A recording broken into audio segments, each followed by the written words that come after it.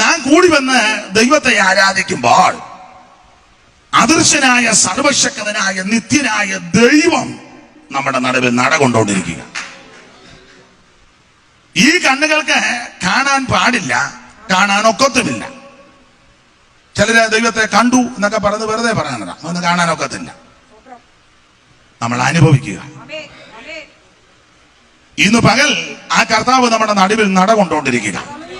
വെളിപ്പാടുകാരന്റെ ഭാഷയിൽ പറഞ്ഞാൽ മാറത്ത് പൊൻകച്ച് കെട്ടിയവനായി ചുട്ടുപിടിപ്പിച്ച് വെള്ളോട്ടിന് സദൃശ്യമുള്ള പാനമുള്ളവനായി 7 നക്ഷത്രം വലങ്കിയിൽ പിടിച്ച് 7 പൊൻ നിലവിളക്കണ നടുവിൽ നിലയങ്ക ധരിച്ച് നടകൊള്ളുന്ന നസറായൻ ഇന്ന് പകൽ നമ്മുടെ നടുവിലുണ്ട്. അനുഭവിക്കുന്ന ദൈവകുഞ്ഞുങ്ങളെ ഓർത്ത് ദൈവത്തിന് സ്തോത്രം. അങ്ങനെ കർത്താവ് നമ്മുടെ നടുവിൽ നടക്കുമ്പോൾ രാജകോലാഹലമുണ്ട്. കാരണം രാജാതി രാജാവാണ് നമ്മുടെ നടുവിൽ നടകൊള്ളുന്നത്. ദൈവത്തിന് സ്തോത്രം. നാം ദൈവത്തെ ആരാധിക്കാൻ കൂടി വരുമ്പോൾ എന്റെ ഭാഷയെ പറയാൻ കയ്യും കെട്ടി വായും പൂട്ടിയൊന്നും വിരിക്കരുത്. ശക്തിയോടും ശബ്ദത്തോടും ദൈവത്തെ മഹത്വപ്പെടുത്തണം. ദൈവകുഞ്ഞുങ്ങൾ എവിടെയൊക്കെ ആരാധിച്ചു അവിടെല്ലാം ദൈവം വിടുതലയച്ചിട്ടുണ്ട്.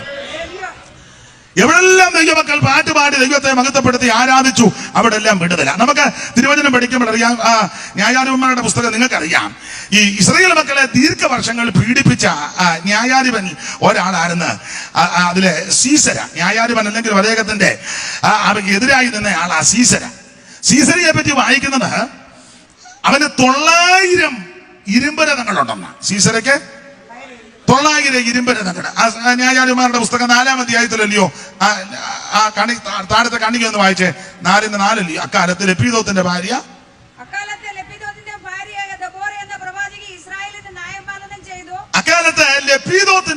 ദെബോര എന്ന ഇസ്രായേലിനെ ഈ ലപ്പീദോത്തും ദെബോര 2 പേരാ. ലപ്പീദോത്തും ദെബോര. ലപ്പീദോത്ത് ദെബോര. ആ 2 വാക്കിന്റെ അർത്ഥം ഒന്നിന്റെ അർത്ഥം തേനീച്ച, മറ്റേ വാക്കിന്റെ അർത്ഥം തീപന്തം. 1 തീപന്തവും 2 തേനീച്ച, ഭാര്യയും ഭർത്താവും. ഒത്തല്ലോ. നമ്മുടെ വീട്ടിൽ ഭാര്യയും ഭർത്താവും തേനീച്ചയും തീപന്തവുമാ. മാപ്പിളനെ എന്നും കുത്തും തേനീച്ച. അയാൾ കുത്തുകൊണ്ട് കണ്ണുമെല്ലാം വീർത്ത് എന്നെ അനക്കമൊന്നുമില്ലാതെ. ഭർത്താവ് തീപന്തം, പെരയ്ക്ക് തീയും വെച്ചു. ഇതങ്ങനല്ല. 1 തീപന്തം, 2 തേനീച്ച. ഈ ഭാര്യയും ഭർത്താവും കൂടെ ആത്മാവിൽ ബലപ്പെടുകയും ദൈവത്തെ ആരാധിക്കുകയും ഉപവസിക്കുകയും പ്രാർത്ഥിക്കുകയും ചെയ്യുമ്പോൾ തന്നെ ആ വീടിനൊരു അനുഗ്രഹമാണ്. ഇത് ചില വീടുകളിൽ സഹോദരന്മാര് പ്രാർത്ഥനയെല്ലാം ഭാര്യയ്ക്ക് കൊടുത്തിരിക്കുക. അവള് പ്രാർത്ഥിച്ചു, അവള് നന്നായിട്ട് അവിടെ പ്രാർത്ഥന കേൾക്കണം. പുള്ളി ഇങ്ങനെ അമരം പിടിച്ചിരിക്കുക. ഭാര്യയും ഭർത്താവും ആത്മാവിൽ നിറഞ്ഞ ദൈവത്തെ ആരാധിക്കണം.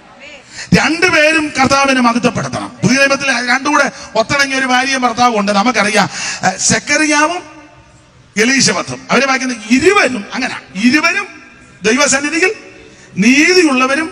പിന്നെ അതൊന്നും വായിക്കുകയല്ല, പൊന്നച്ചൻ പാസ്റ്റർ എന്ന് പറയുന്നുണ്ട്. ഇരുവരും ദൈവസന്നിധിയിൽ നീതിയുള്ളവരും, പിന്നെ കർത്താവിന്റെ സകല കൽപ്പനകളും. അതാ 2 പേരും ഒത്തോണ്ടാ.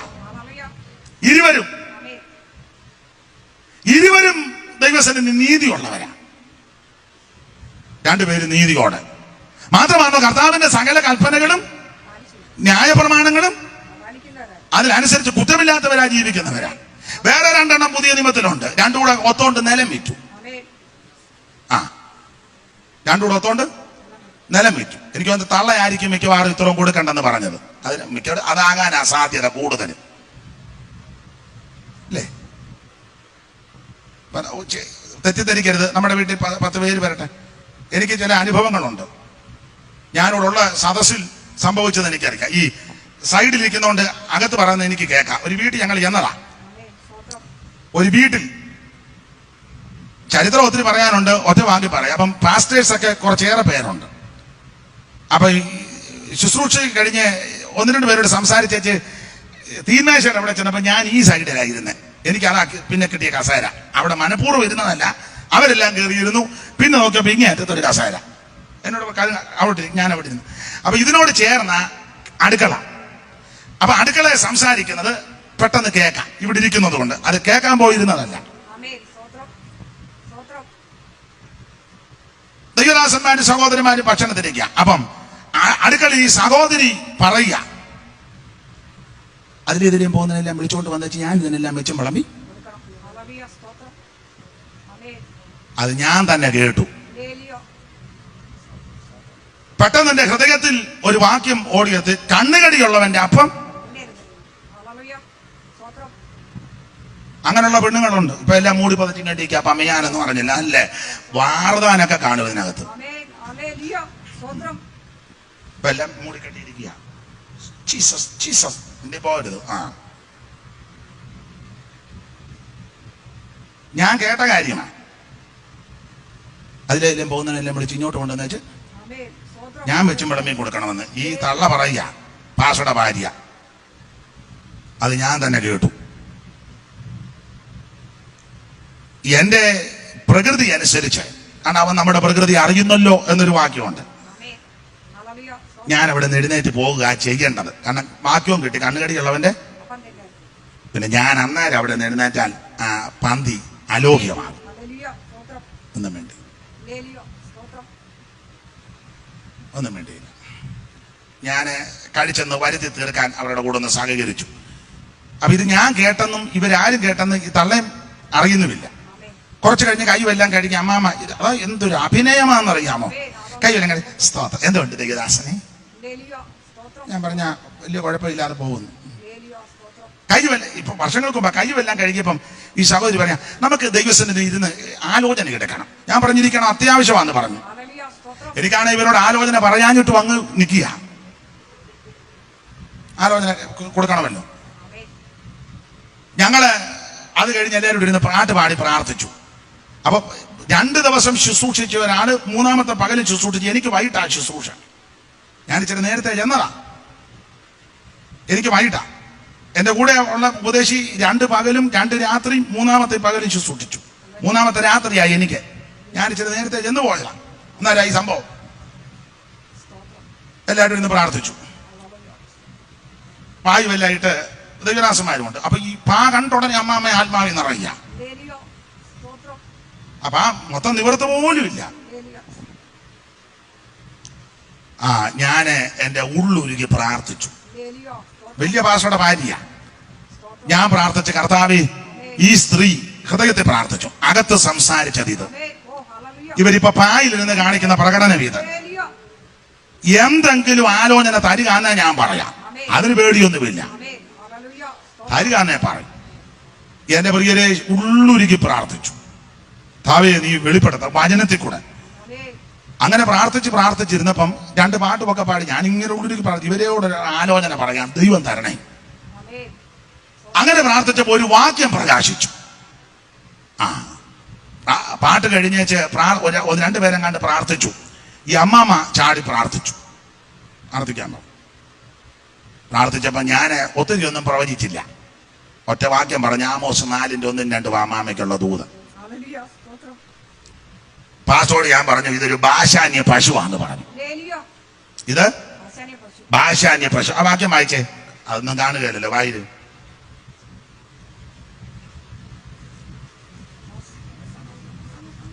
ആമോസ് 4 ആയിര്. എളിയവരെ പീഡിപ്പിക്കുകയും ദരിദ്രന്മാരുടെ ന്യായം മറിച്ചു കളയുകയും തങ്ങളുടെ ഭർത്താക്കന്മാരോട്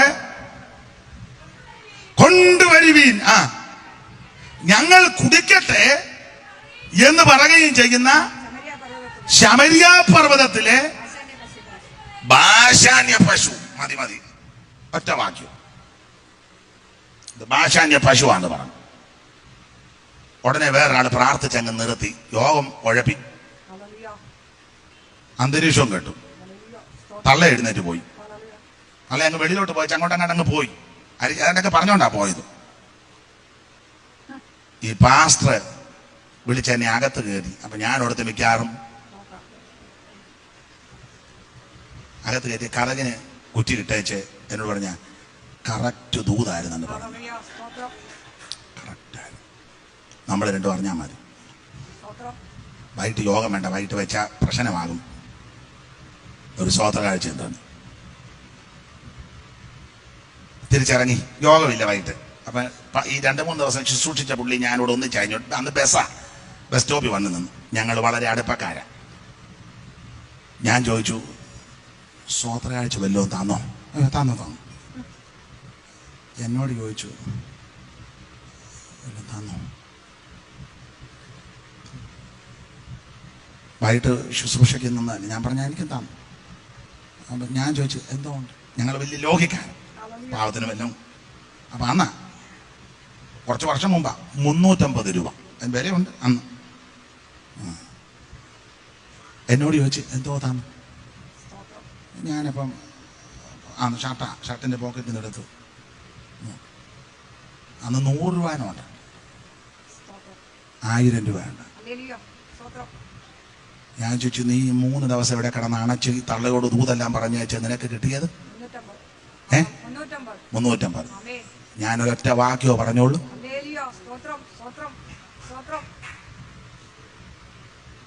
ഒരു കാര്യം ദൈവകുഞ്ഞുങ്ങളോട് പറയാം, കർത്താവ് നിന്നെ വിളിച്ചതാണെന്ന് ഉറപ്പുണ്ടെങ്കിൽ വിശ്വസ്തയോടെ നിന്നാൽ പുലർത്താൻ ദൈവം വിശ്വസ്തന്.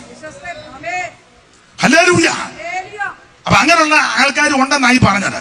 ഭാര്യ ഭർത്താവും കൂടെ ഒത്തച്ച് നിലത്തിൽ വിറ്റേച്ച് കുറച്ച് അടിച്ചു മാറ്റി. ആദ്യം മാപ്പിള അങ്ങ് ചെന്നു, വീട്ടോട് ചോദിച്ചു, എന്താണ്ട് വെറ്റതെല്ലാം കൂടെ കൊണ്ടുവച്ചു. ഇത്ര ഉള്ളോന്ന് ചോദിച്ചു. ഇത്ര ഉള്ളു. നമ്മൾ ഈ പ്രാർത്ഥിക്കുമല്ലോ, പാടുമല്ലോ, ആദ്യ നൂറ്റാണ്ടിലെ അനുഭവം പോൽ അതിശയം അത് വരാതിരിക്കുന്ന നല്ലത്. പ്രാർത്ഥിക്കുമ്പോൾ ചിലർ പറയാം, കർത്താവേ, ആദിമ നൂറ്റാണ്ടിൽ പിതാക്കന്മാർ നിന്നെ ആരാധിച്ചതുപോലെ ആ അനുഭവങ്ങളിൽ കൂടി ഞങ്ങളെ പടഞ്ഞു വീടുകയാകുക ചെയ്തത്. അങ്ങനെയൊന്നും വരാതിരിക്കട്ടെ. അങ്ങനെ നമ്മുടെ സഭയിൽ ആള് കാണുകയല്ല അധികം. സ്തോത്രം.